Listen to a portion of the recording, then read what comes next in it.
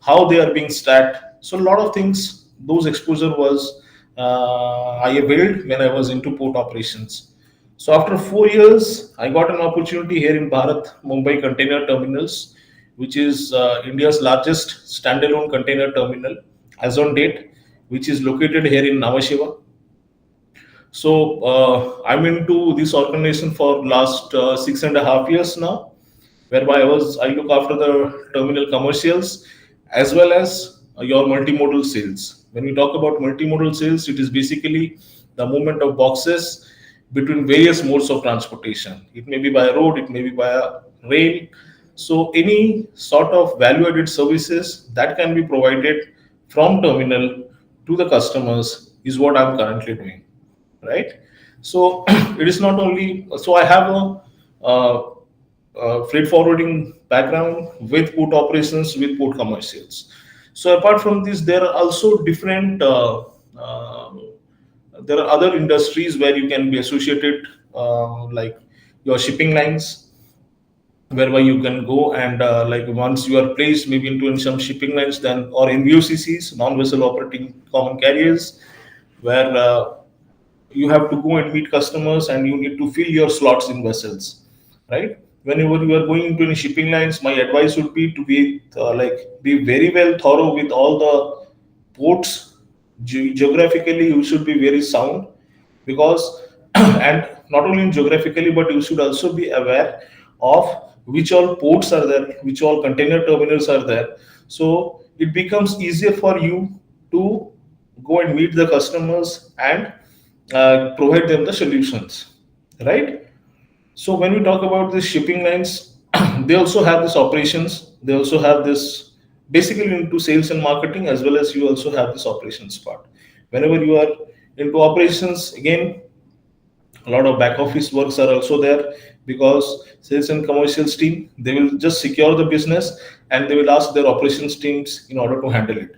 So they are the first point of contact again with the customers in order to get all sort of documents, maybe from the clearing partner or who all are the booking parties, mainly freight forwarders, mainly custom clearances. So they generally lies with them and complete the operations part. Basically, you would have already been aware of this bill of ladings. It plays a very vital role because it's a carrier receipt, and which actually is a very vital document when any of the containers are moved from one country to another country, right? So those kind of and customer service also, there are a lot of scope in available in customer service, whereby you just lies with the direct customers like clearing partners or direct exporters or importers, and you ensure that everything happens very smoothly.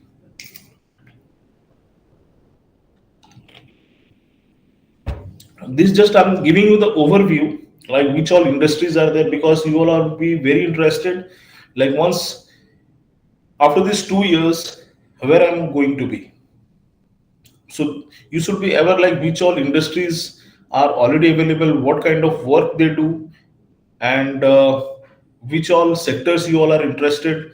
And it is all upon it depends upon you that where you want to pursue your career with, what interests you actually. So apart from, I think I have covered now shipping lines, because see, there are a lot of shipping lines, and currently I think MSC, Maersk, CMA CGM, Hapag-Lloyd, your ONE, these are all the major shipping lines as on date. So you must be well versed with what are their order books, how many vessels they are currently operating, and who has surpassed whom, what are the different alliances that has been formed recently, right? So those kind of updates, being the upcoming managers in the industry, you should also be aware of. Academically, whatever you are being taught, it is going to be very helpful. It's just a backbone, but how you cultivate upon it by reading a lot of magazines, a lot of industry news, and keep yourself updated on all sort of what actually is happening across the globe. Like you must be aware of all these tariff things, right? So how is it going to impact the international trade. So there are a lot of articles which is being published, and if you just go across the newspapers, or maybe there are a few magazines like Logistic Outlook, like your Container News, Maritime Gateway, India Trade News, Exim News. Like, you try to go through all those magazines just to keep yourself updated, because it is definitely, if you just believe me, if you just maintain this particular habit, you are well apprised with the industry, what is happening in and around. And definitely whenever you're going to come to the trade, so you'll be having those informations handy. No one can fool you around, because you know what is literally happening across the globe. So there are certain things that we could not like practice at that point of time when we were at your age, or maybe when we were in IMU coaching. But definitely this is just my personal, I would say, experience that I've been sharing with you all, so that if you just try to inculcate all these habits, or inculcate this kind of uh, models, it will definitely help you when you are going to be placed, or when you are working in the industry, right?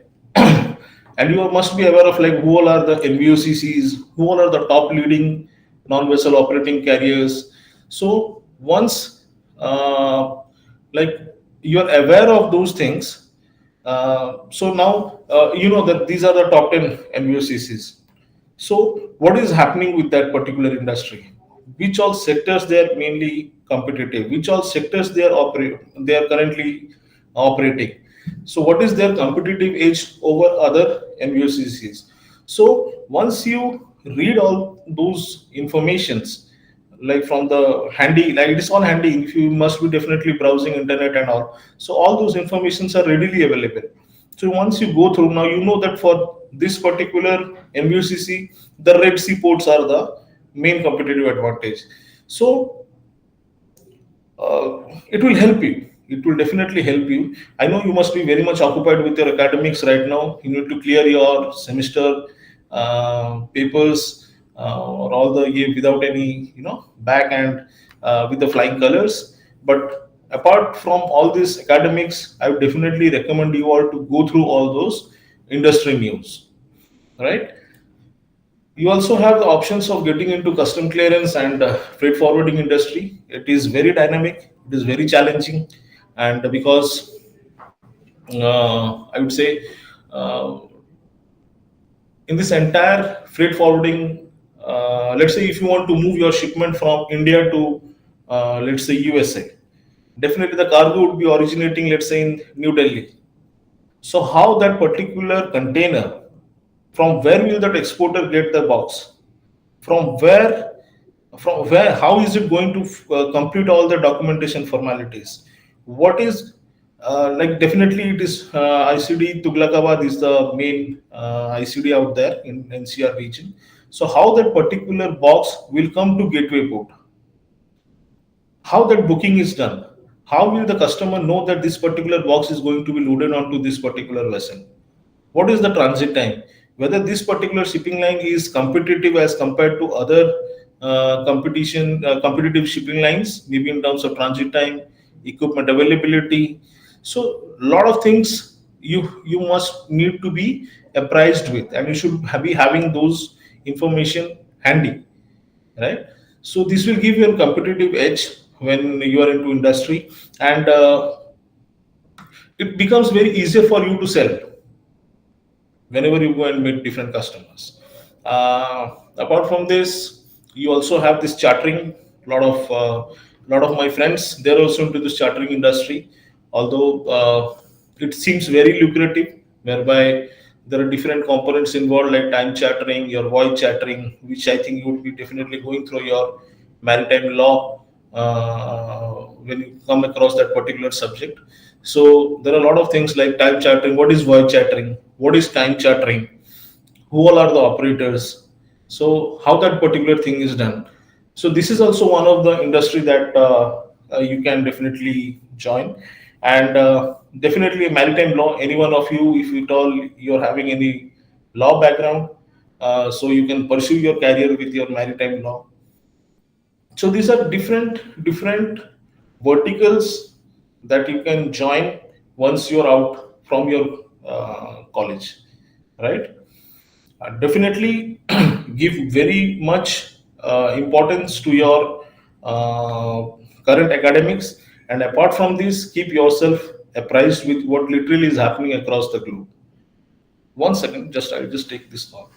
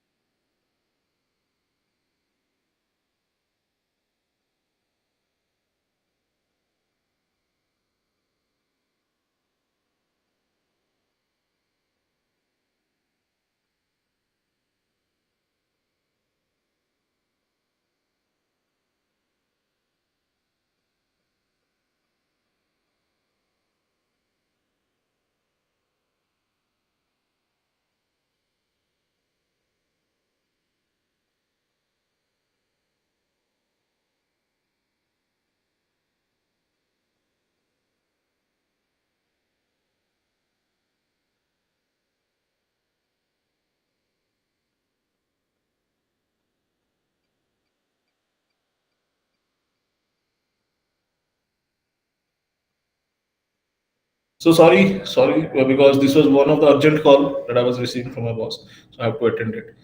Uh, so I think most probably I have given an overview what the entire industry looks like, and once you come out of a college where you are going to be placed, and what all things you just need to do. So from this particular topic, do any of you have any particular questions or any curiosity to know something? So I think I leave this forum to the IMU coaching campus right now.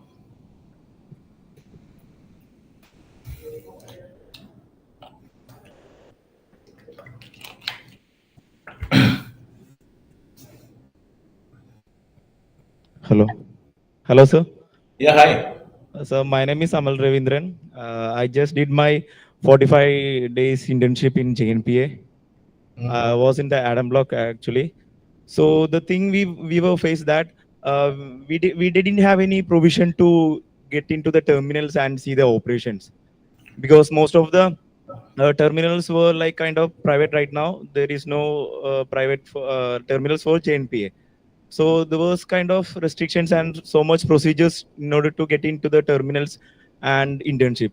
So can you please brief our juniors about how to get into terminals for internship or the hiring process of PSA especially because I did find PSAs in order to get into PSA it's more difficult. So can you please brief the hiring process in PSA? So I guess few of your colleagues were doing their internship Yes, during. sir. That's from IMU Chennai, but hardly it's 2 to 3, sir. That's Okay, okay. See, getting placed in terminals. Definitely, I think last year also, I think from our team has gone and visited Cochin in terms of placement. But the honest feedback that I received personally was there are a lot of things that those topics that I recently covered, like you should be like, example, like there is a container terminal in Kochi, right, which is operated by DP World. How many cranes they're having? Can any one of you just mention how many cranes they're having? I think, sir, it's 4 to 6, sir. No, you must be very specific, right? See, every day you are itself in Cochin, and you know that that particular container terminal is being operated by DP World out there, right? Yes, So sir. you must be see these kind of information you should be apprised of. What is their capacity? How much they are handling? So if your interest area lies uh, to join a port industry, so these are the very basic things which you can easily observe, right? And if you go through their website, you definitely come like with like how many vessels they are being handling. With if you just go and check their berthing report, how many vessels those particular container terminal is handling, and like how many equipments they are currently operating, how many RMQCs they have, how many RM like how many RTGs they are currently having. So these kind of basic informations should be readily available with you, because assuming that PSA has gone for an interview, right? And they ask you these simple questions, but are you updated on it? Now, let's say I'll just ask you one question. What is the container, like, what was the container market in the year 2024?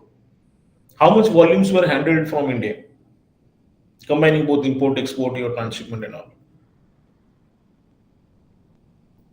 Just a basic question. Like we're like you are in India, right? So you must be aware like what is the container throughput of all the container terminals across India? How much JNP is handling? How much Mundra is handling? How much your Chennai is handling? How much Cochin is handling? So JNP is, I think, about in 24, it's 10 million TEUs, sir. No, that's you're talking about the capacity. Yes, sir. JNP has handled 7.04 million TEUs, right?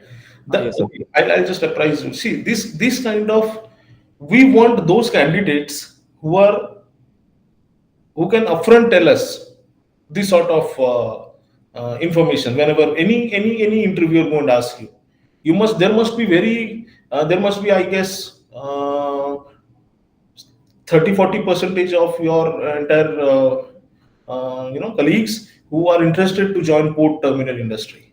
But you just ask a simple question to yourself whether I'm updated about what is literally happening in the industry.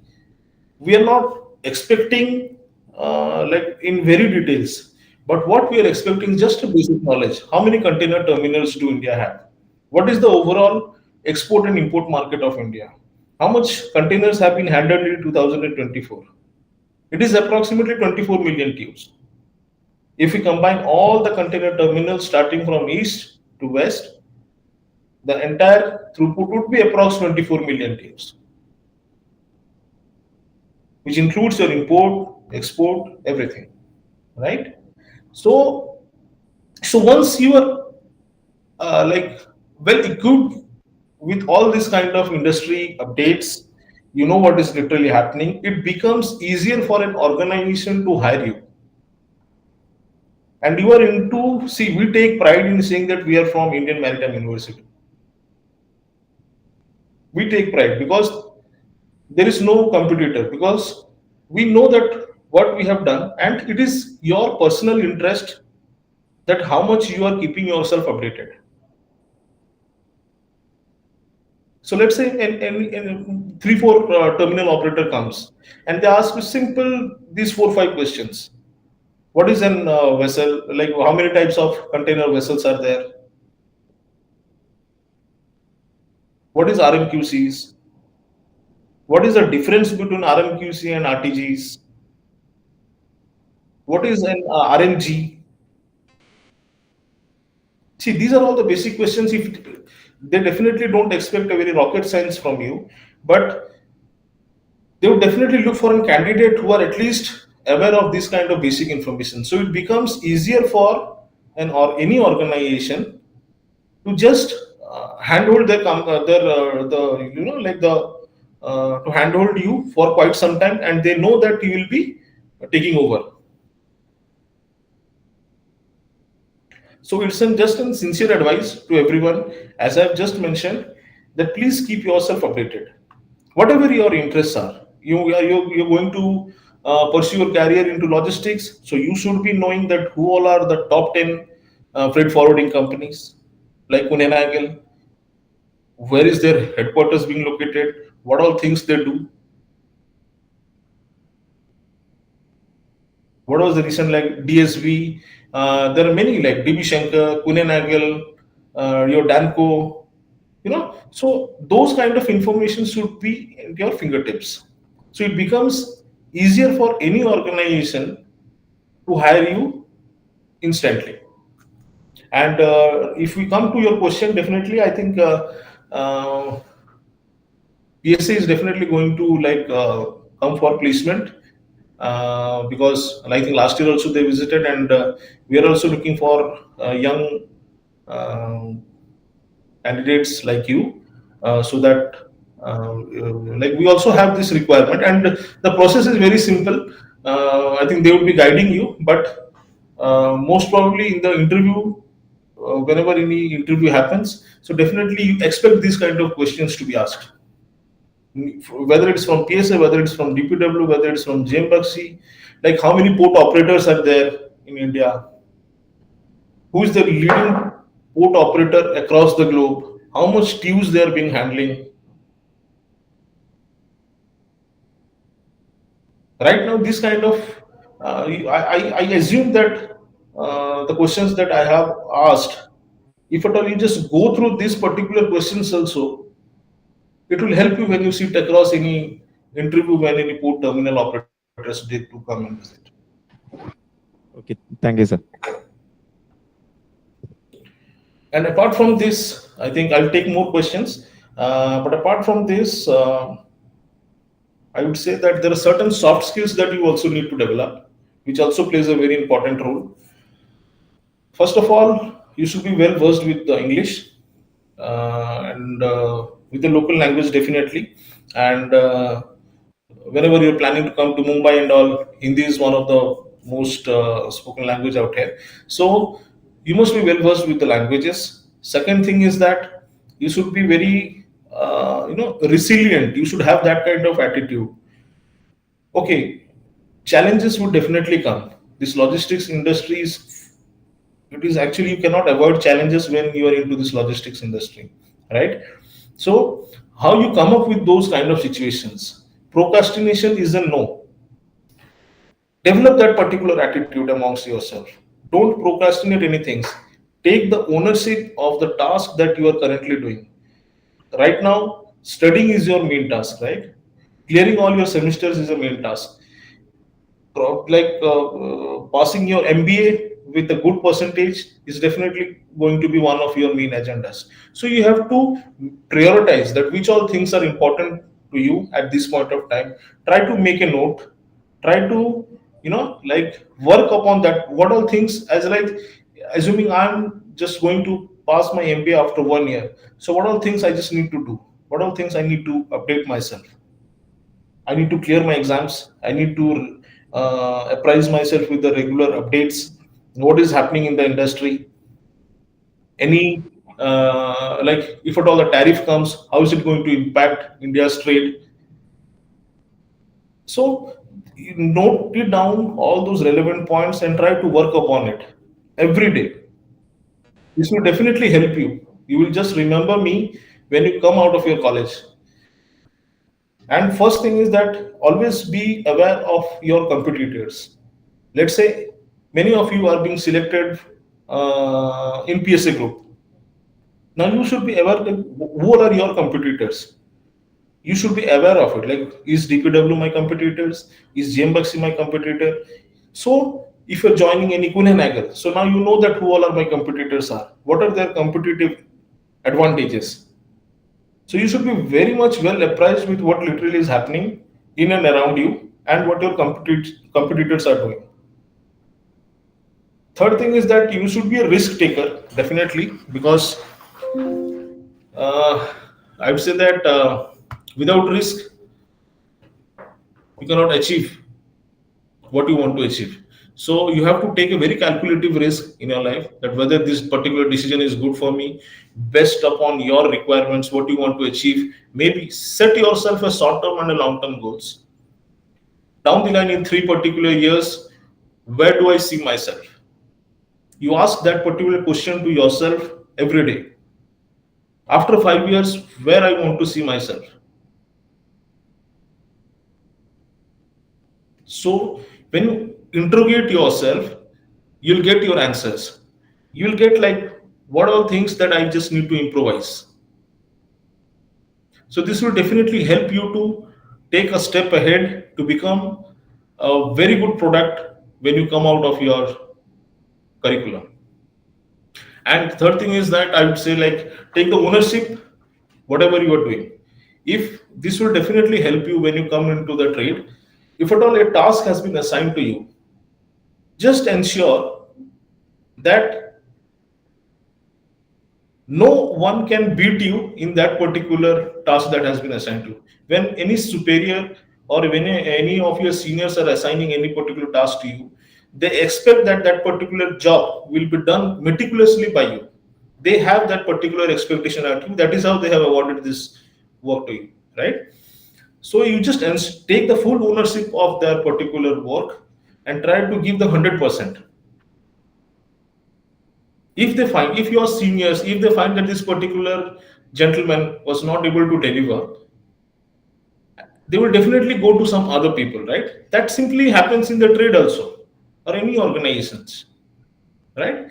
So I think I've covered a lot of things. So I think I leave um, IMU coaching campus to raise any questions which I can address to.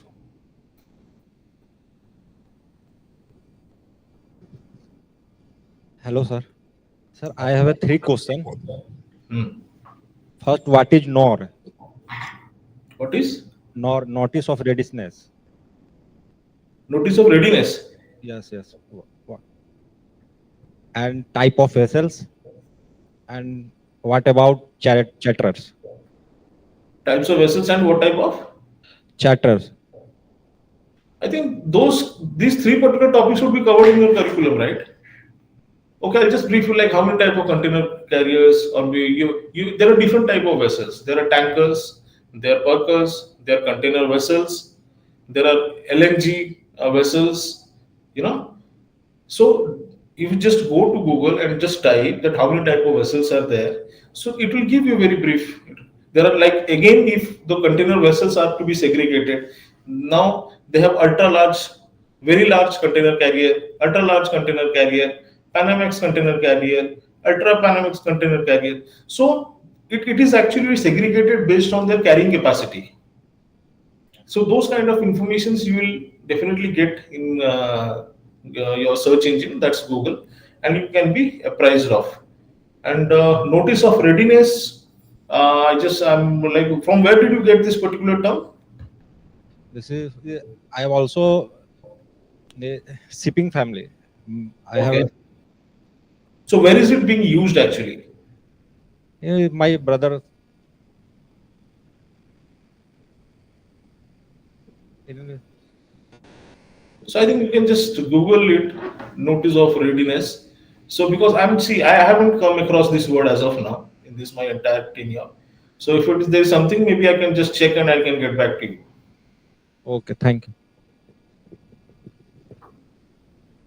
And charter, regarding your charter, there are different types of charter, like time charter, what is voyage charter. See, let's say you are the owner of a vessel. You are the owner of a vessel, and I'm an agent. I know that this particular customer has some, let's say, 20,000 tonnage of cargo that needs to be moved to Bangladesh. Example. Now I will look after those owners of vessel who can support me with this kind of vessels, who can carry this particular cargo all at once, right? So when I now again when I now it depends upon the owner to give that particular vessel, maybe for a limited period of time or maybe for a particular voyage. Now it depends upon their agreement between your vessel owner and the charterer.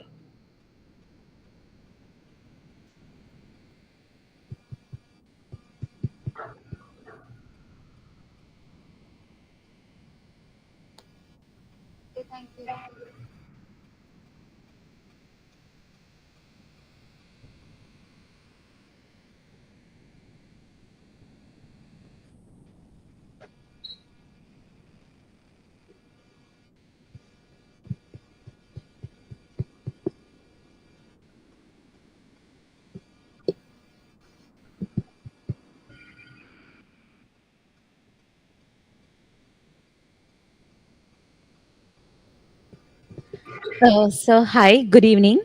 Myself, Gina Francis, doing MBA in Port and Shipping Management, second year. So, since you are an alumni of IMU, I would like to ask you in your practical knowledge, in your practical life, what are skills that you learned in IMU that helped you in your practicality, like in outside world? See, a lot of skills that I've already covered, that you should have a resilient attitude always. You learned Whatever from the IMU. problems you come across, you should have that courage to overcome that particular challenge, and you come up with that, like out of that particular situation. No one wants problem in life, but everyone is more interested in solutions. Let's say I have assigned you some task, right? You should also come up with some. It's very easy to say no. That any XYZ, any Tom, Dick, Harry can say no. But what is special in you that you come up with some kind of more solutions? You do some like brainstorming sessions. Okay, sir, we cannot do in this particular way. We can try with this particular option. So those kind of attitude will help you when you come into the industry, right? And the second thing is that ownership. If something is assigned to you, take the full responsibility, take the full ownership to deliver. That will give you a competitive edge over other colleagues. Third thing I would say that be aware what literally is happening in and around you. See, when we were in college, for us, our focus was only placement. To be very frank, right? But you ask that particular question to yourself that let's say tomorrow an organization is coming for a placement and they're going to ask me certain relevant questions. Am I prepared for it? Right? So you are into port industry. Sincere advice: go through like how many port terminals, container terminals are there across India, which particular region is handling how much. Maybe if you are not getting those informations across, but there are a lot of I would say in details. Definitely, when you come and join any of the organizations, you'll be getting those throughput numbers every day. But at least an overview. Like let's say out of the entire throughput volumes, that 24 millions, how much western region did handle, how much the southern region did handle, how much region did handle. If at all those eastern ports are there, like your Haldia, your Kolkata, your Visakhapatnam, Chennai, what are the, like, how do they move their cargo? If the shipper is based out of those particular locations, how do they move their cargo to US? Those boxes are being transshipped at Singapore or Port Klang, that's in Malaysia. So how those cargoes are being moved. So at least a brief, not an in-depth knowledge. An in-depth knowledge is not expected out of you at this point of time. But at least if you can just mention that yes, this is the outflow, this is the inflow, these many container terminals are there, and this is how what are their infrastructure capabilities. See, those informations are readily available in the website. See, as of now, if you talk about our terminal, we are having currently 12 cranes plus more 4 cranes that we have got. So total 16 cranes we are having. So similarly, how many container terminals are there? What are infrastructure capabilities they are having? How much throughput they are being handling? So this kind of general information, when you share across with your interviewer, they will be definitely impressed, and you will be having that competitive edge over others.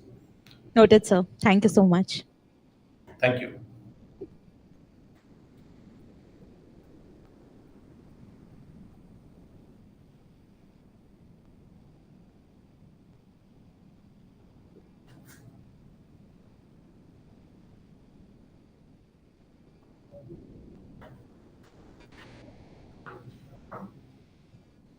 Is there any further questions or we can wind up the session? Or if you have any relevant topic, or maybe like a group question or something that everyone is curious of, if it is being like I can deliver on it, I would definitely say throw some light on it. Yeah.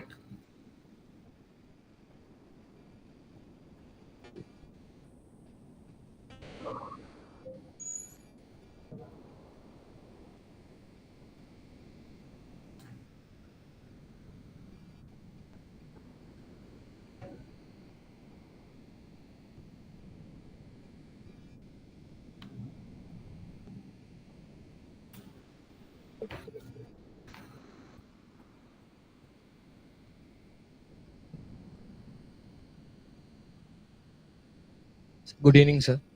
Yeah. Myself, myself Abdul Rahman from MBA PSM second year.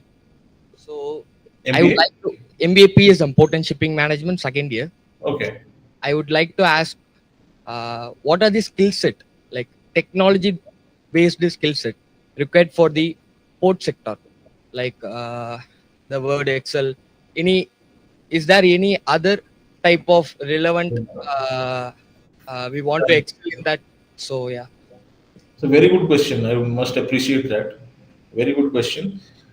See, this all you must be well versed with Excel, Word, PowerPoint. That's basic as on date. But if any one of you is having that skill over Power BI, Power BI. yes, Okay, sir. let's say 10 And candidate. I interviewed, let's say 10 candidate, or any organization interviewed 10 candidates. 10 of you are well versed with Excel. But if a gentleman comes and says that, sir, I'm well versed with Power BI, you know, Power BI is an advanced version of your Excel. So keep yourself also apprised with those kind of latest development like Power BI and data analysis. See, this is one area which is which every container terminal or which any shipping line or which any organization needs. How to play with data. Any management would definitely see they don't have any specific, they don't have any time to go through all the data in details, but they're equally interested to portray that particular data in a proper format, in a meaningful way, what is as per the requirement of the management. It's a very good question, I would say. Now, let's say I'm having like a entire sheet, right? This is my import, this is my export, this is my TP based on the container numbers. I have the data, but what I'm going to do with the data? And any managing director or any CEO of a company, they don't have time to go through that particular data in detail. But what they expect out of their inline managers or their subordinates is, okay, you give me a summary out of this data, that what did you analyze? That's a whether who is the shipping line who is contributing us more in terms of exports or in terms of imports, in terms of empties, in terms of transshipment, whether we are which is the shipping line that is not performing. I'm interested. Let's say I'm operating a terminal, I would like to know that which all services I have, which all services are performing in terms of move counts that has been allotted to them. What is their import export ratio? What is their empties ratio? What do they do with their empties? Whether they just ship it back to China, whether they are going to move those empties from here to some other locations, are they doing some kind of real movement? you know so if you come up with some a report kind of a thing or a presentation or a PowerPoint presentation that, see sir, these are the top 10 shipping lines, these are top fives, they're the leading performers, and these five they're not performing, right? And this is the area where they are lagging behind.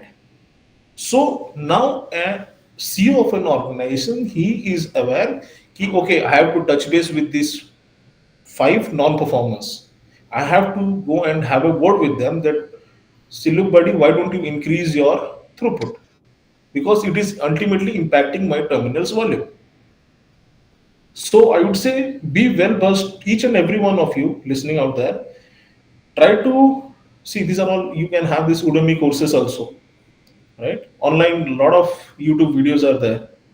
A lot So, of skills can be developed, like your Power BI, your data analysis, these two areas basically, because anyone in the industry, they will say that I'm very much well versed with Excel, PowerPoint. There are a lot of things which many individuals won't be knowing it. But if you're having that competitive edge over others, that okay, I'm well versed with Python, sir. You give me a data, you give me a set of questions, I'll work it upon it, and I can deliver you within 1 hour time as per your requirements. So, buddy, you will be selected. There is no second thought to it. thank you, sir. Thank you. Thank you.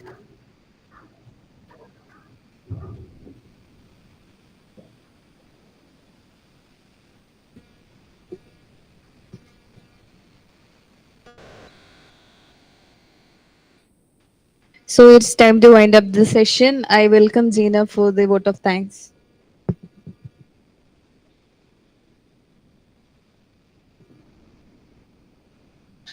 So good evening, everyone present here.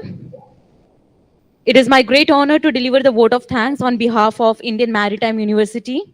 First and foremost, a heartfelt thank you, Mr. Solomon Das, Deputy Manager, Multimodal PSA Mumbai, and a proud alumnus of IMU for joining us today. Thank you. So your session was truly insightful. Your journey from classrooms of IMU to your current role at PSA Mumbai is deeply inspiring. The way you connected real-world multimodal logistics with your academic foundation has not only enlightened us, but also motivated every student in this hall. We are especially proud to see an alumnus like you giving back to the next generation of maritime professionals. Your words were not just informative, but also encouraging.